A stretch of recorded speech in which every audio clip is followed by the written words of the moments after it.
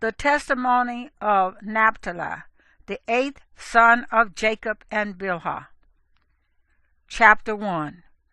A copy of the testament of Naphtali, which he decreed at the time of his death, in the 132nd year of his life, when his sons were gathered together in the 7th month, on the 4th day of the month, and he was in good health. He gave a feast and drinking party. After he awoke early the next morning, he told them, "I am dying."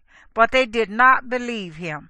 And while he was blessing Yahuwah, he confirmed that after the previous day's feast he would die.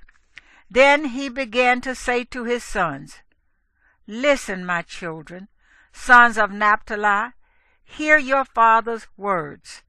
I was born from Bilhah. Rachel acted by trickery, giving Bilhah to Jacob in place of herself. And she bore me on the knees of Rachel, for which reason she called me Naphtali. Rachel loved me because I was born in her lap.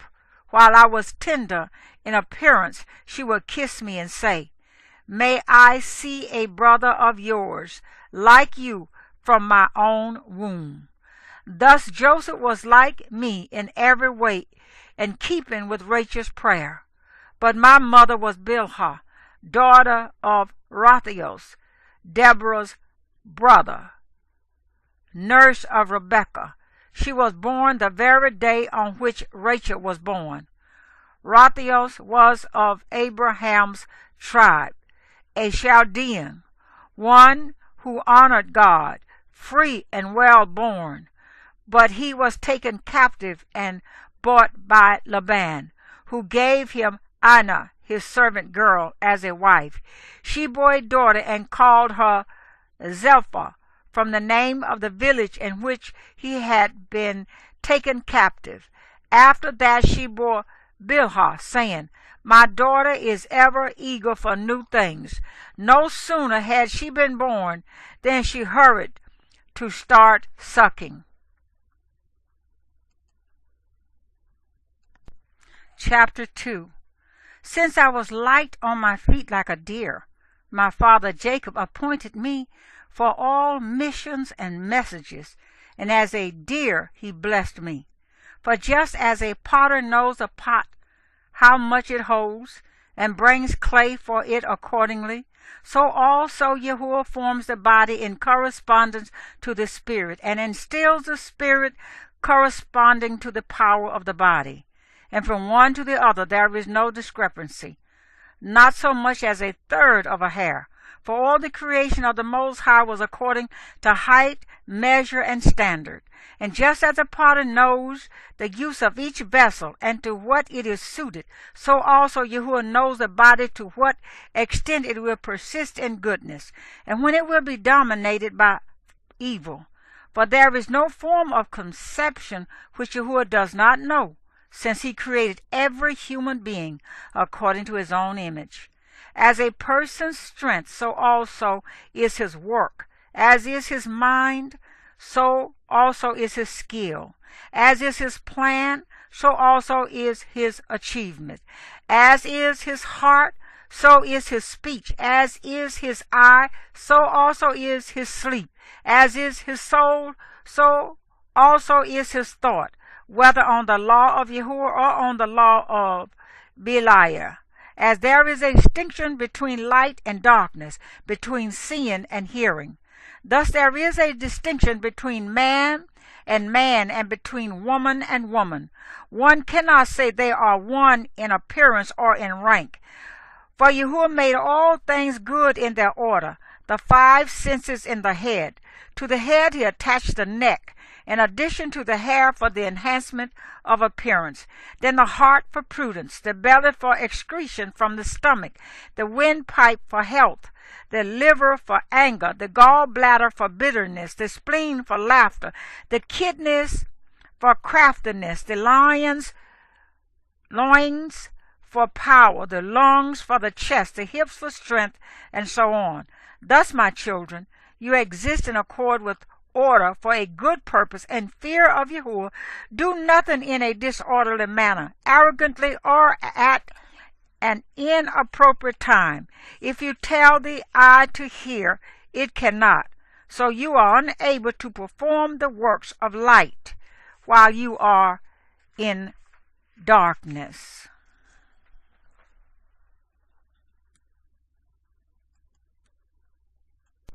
Chapter 3. Do not strive to corrupt your actions through avarice or to beguile your souls by empty phrases, because those who are silent in purity of heart will be able to hold fast Yahuwah's will and to shunt aside the will of Beliar. Sun, moon, and stars do not alter their order. Thus you should not alter the law of Yahuwah by the disorder of your actions. The Gentiles, because they wandered astray and forsook Yahuwah, have changed order and have devoted themselves to stones and sticks, patterning themselves after wandering spirits. But you, my children, shall not be like that. In the firmament, in the earth, and in the sea, in all the products of his workmanship, discern Yahuwah who made all things, so that you do not become like Sodom, which departed from the order of nature. Likewise, the watchers departed from nature's order. Yahuwah pronounced a curse on them at the flood. On their account, he ordered that the earth be without dweller or produce.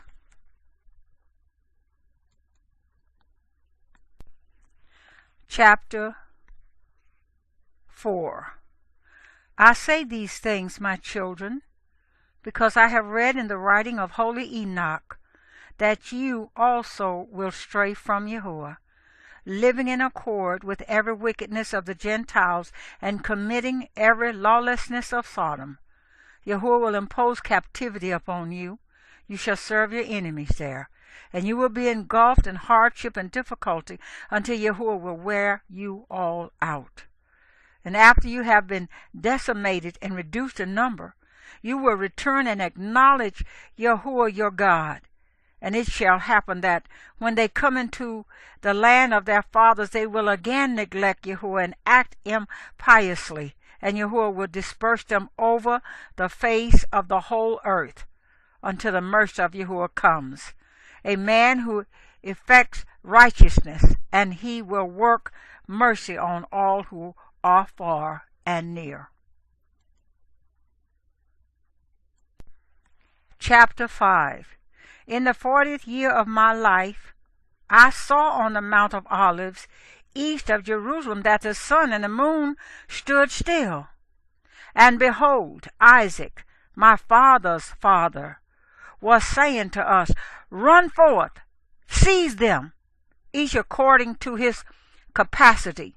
To the one who grasps them will the sun and the moon belong. All of them ran, but Levi seized the sun, and Judah, outstripping the others, grasped the moon. Thus they were exalted above others.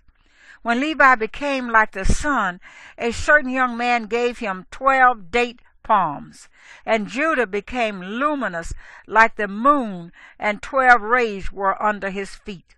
Then running toward the others, Levi and Judah seized them. And behold, there was a bull on the earth, with 2 great horns and an eagle's wings on his back.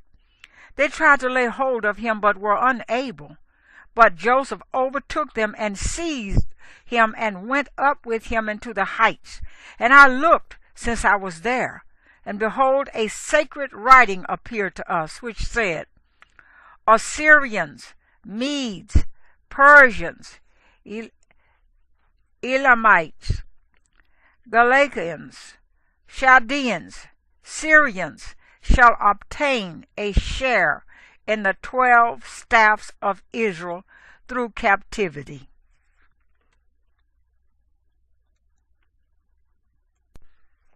Chapter 6. And again, after 7 months, I saw our father Jacob standing by the sea at Jumnah. And we, his sons, were with him. And behold, a ship came sailing past full of dried fish, without sailor or pilot. Inscribed on it was the ship of Jacob. So our father said to us, Go into our boat.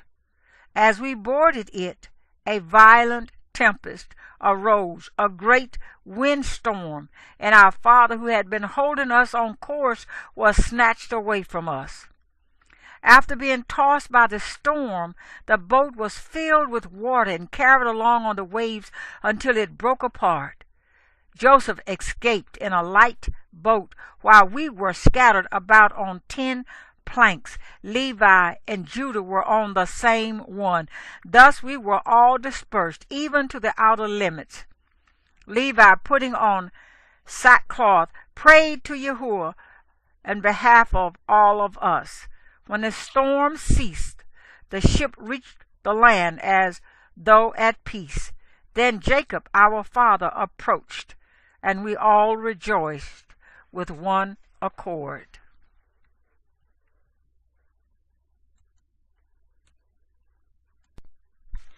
Chapter 7.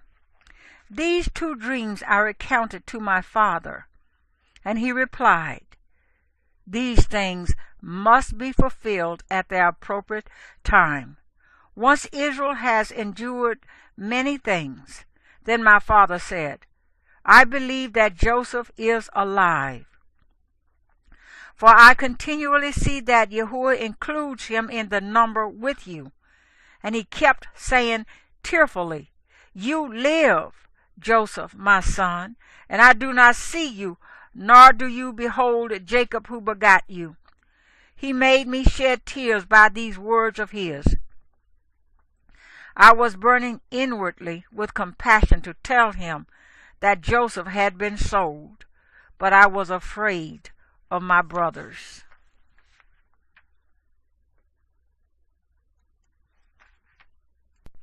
Chapter 8.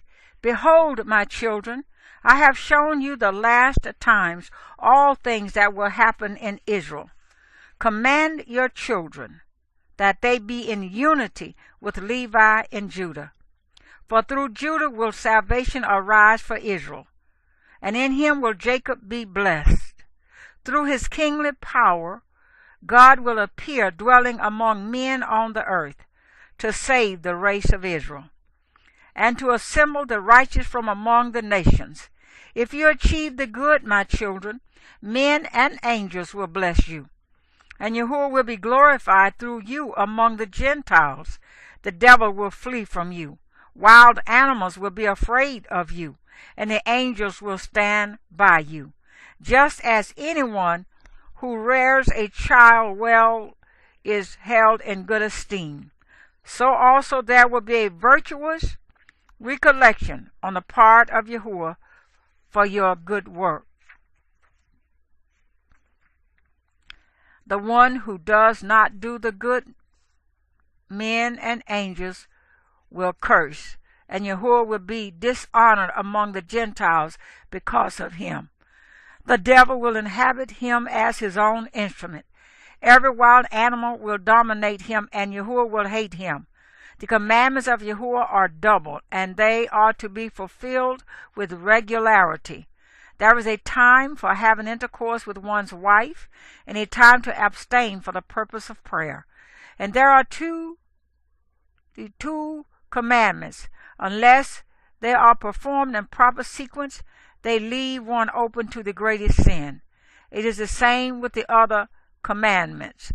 So be wise in Yahuwah and discerning, knowing the order of his commandments, what is ordained for every act, so that Yahuwah will love you. Chapter 9. He gave them many similar instructions, urging them to transfer his bones to Hebron and bury him with his fathers. He ate and drank in soulful glee, covered his face and died, and his sons acted in accord with the things commanded by the father, Naphtali.